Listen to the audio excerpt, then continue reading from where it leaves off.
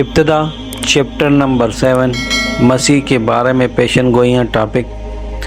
الیشع نبی کے بعد خداوند نے اور نبی جیسے کہ یسیع، یرمیہ اور آموس کو برپا کیا جو لوگوں کو بت پرستی اور گناہ سے موڑ کر خداوند کی طرف لے آتے۔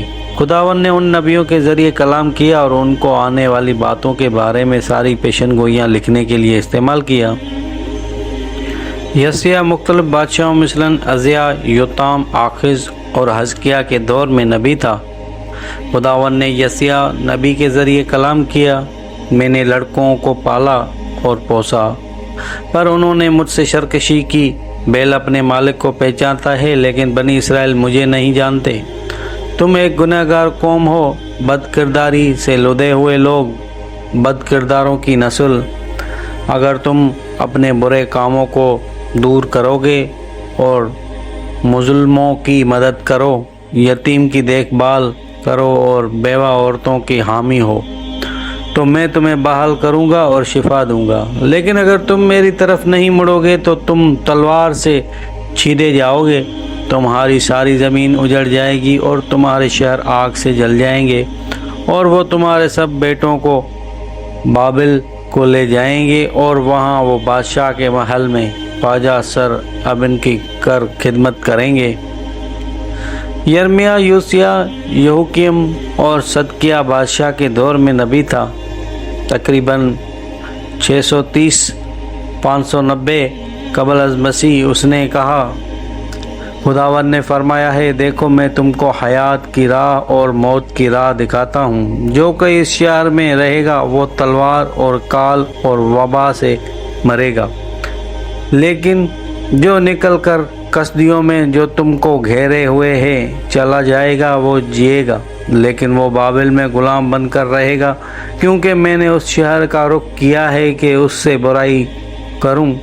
خداوند فرماتا ہے، وہ شاہ بابل کے حوالے کیا جائے گا اور وہ اسے آگ سے جلائے گا۔ خداوند نے یرمیہ کے ذریعے کلام کیا اور فرمایا، اور میں آپ کو اپنے بڑھائے ہوئے ہاتھ سے اور قوت بازو سے تمہارے خلاف لڑوں گا، ہاں قہر و غضب سے، بلکہ قہر شدید سے، اور میں اس شہر کے باشندوں کو یعنی انسان اور حیوان دونوں کو مار دوں گا۔ وہ بڑی وبا سے فنا ہو جائیں گے۔ جو اس شہر میں وبا، تلوار اور کال سے بچ جائیں گے، شاہ بابل نبوکد نظر اور ان کے مخالفوں اور جانی دشمنوں کے حوالے کروں گا، اور وہ ان کو تحقیق کرے گا، نہ انہیں چھوڑے گا اور نہ ان پر ترس کھائے گا اور نہ رحم کرے گا۔ میرا قہر آگ کی طرح بھڑکے گا اور کوئی بھی اسے ٹھنڈا نہ کر سکے گا۔ وہ تمہیں غلام بنا کر بابل کے لے جائیں گے اور تلوار کے ساتھ ماریں گے۔ بہت لوگ جو بابل کو جائیں گے مر جائیں گے اور وہ وہیں دفن ہوں گے۔ آموس، عزیہ اور یربیام دوم بادشاہ کے دور حکومت میں نبی تھا۔ تقریباً 786 اور 750 قبل از مسیح خداوند نے آموسی نبی کے ذریعے کلام کیا، تمہاری عورتیں گائیوں کی طرح ہیں جو چاہتی ہیں کہ ان کے شوہر ان کے پینے کے لیے کثرت سے لے کر آئیں۔ تم اب اور زیادہ اپنے شوہروں کو نہیں دباؤ گی، تمہیں آنکڑے ڈال کر اور غلام بنا کر بابل کو لے جایا جائے گا۔ تم مہنگے فرنیچر پر لیٹتے اور چربی کے ساتھ بھرے ہوئے لذیذ کھانے کھاتی ہو۔ تم زیادہ میں پی کر موسیقی سنتی ہو۔ تم نے راست بازی کو زمین پر پھینک دیا ہے، تم نے غریبوں کو پاؤں تلے رون دیا، راست بازوں پر ظلم کیا، رشوتیں لیں اور غریبوں کے ساتھ ناانصافی کی۔ تم پاکستان لگاؤ گے لیکن تمہارے دشمن اس کی میں پیئیں گے، تمہاری فوج تباہ ہو جائے گی اور تم ایک اجنبی زمین پر غلام بن کر جاؤ گی۔ خداوند فرماتا ہے، میں بیت ایل کے مذبح ڈھا دوں گا اور تمہارے زمستانی گھروں کے ساتھ تمہارے تابستانی گھروں کے بھی تباہی کروں گا۔ تم غریب پر ظلم کرتے، رشوت لیتے اور ضرورت مندوں کو پیستے ہو۔ میں نے بارش روک لی، کال اور وبا بھیجی، لیکن پھر بھی تم توبہ نہ کرو گے۔ تم اور میں بنانے کے لیے پاکستان لگاتے ہو، پر تم ان میں سے کچھ بھی نہ پیو گے۔ ایک قافلہ آیا اس کے در کے آگے اور اس کے ساتھ ایک بچی تھی۔ اس نے بولا امی میں بھوکی ہوں۔ ہوشی عزیہ حزقیہ یوتام اور آخز بادشاہ کے دور میں نبی تھا۔ اس نے پیشن گوئی کی کہ اسرائیلی تلوار سے گر جائے گا، ان کے بچے زمین پر پارا پارا ہو جائیں گے اور باردار عورتوں کے پیٹ چاک کے یہ جائیں گے۔ وہ دن آئے گا جب خدا اس کے گناہ معاف کرے گا اور اسرائیل کے ساتھ کشادہ دل کے ساتھ محبت رکھے گا۔ اسرائیل ایک دفعہ پھر سوسن کی طرح پھولے گا اور زیتون کے درخت کی طرح بڑھے گا اور لبنان کے دیودار کی طرح اس کی خوشبو ہوگی۔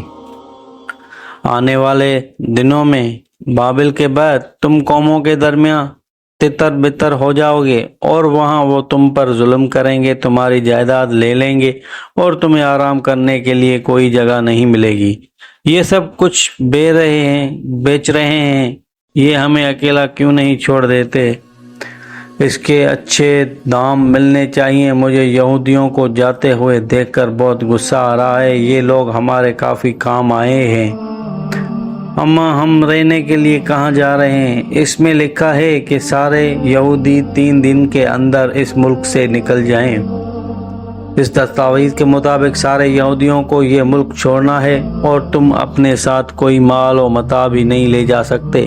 میں ہمیشہ سے یہ گائے لینا چاہتا تھا، کیونکہ بنی اسرائیل نے خدا کے کلام کو رد کیا، اس لیے وہ زمین کی ساری قوموں کے درمیان بکھر گئے، لیکن انہیں اس وقت تک سکون نہ ملتا جب تک خداوند ان کو ان کے بزرگوں کی زمین پر واپس نہ بھیج دیتا۔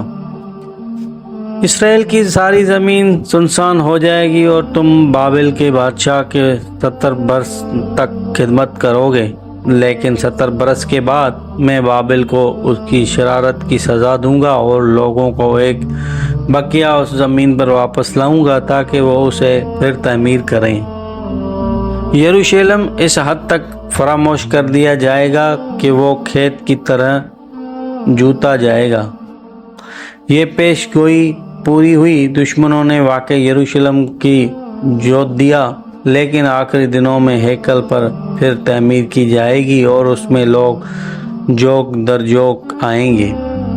میکا نبی جو 750 886 قبل از مسیح تک جیتا رہا، اس نے یہ پیشن گوئی کی اور بہت سی قومیں آئیں گی اور کہیں گی آؤ خداوند کے پہاڑ پر چڑھیں اور یعقوب کے خدا کے گھر میں داخل ہوں، اور وہ اپنی راہیں ہم کو بتائے گا اور ہم اس کے راستوں پر چلیں گے، کیونکہ شریعت صحیحوں سے اس خداوند کا کلام یروشلم سے صادر ہوگا اور وہ بہت سی امتوں کے درمیان عدالت کرے گا اور دور کے زور آوروں قوموں کو ڈانٹے گا، اور وہ اپنی تلواروں کو توڑ کر پھالے اور اپنے پھالوں کو ہنسویں بنا ڈالے گا، اور قوم قوم پر تلوار نہ چلائے گی اور وہ پھر کبھی جنگ کرنا نہ سیکھیں گے۔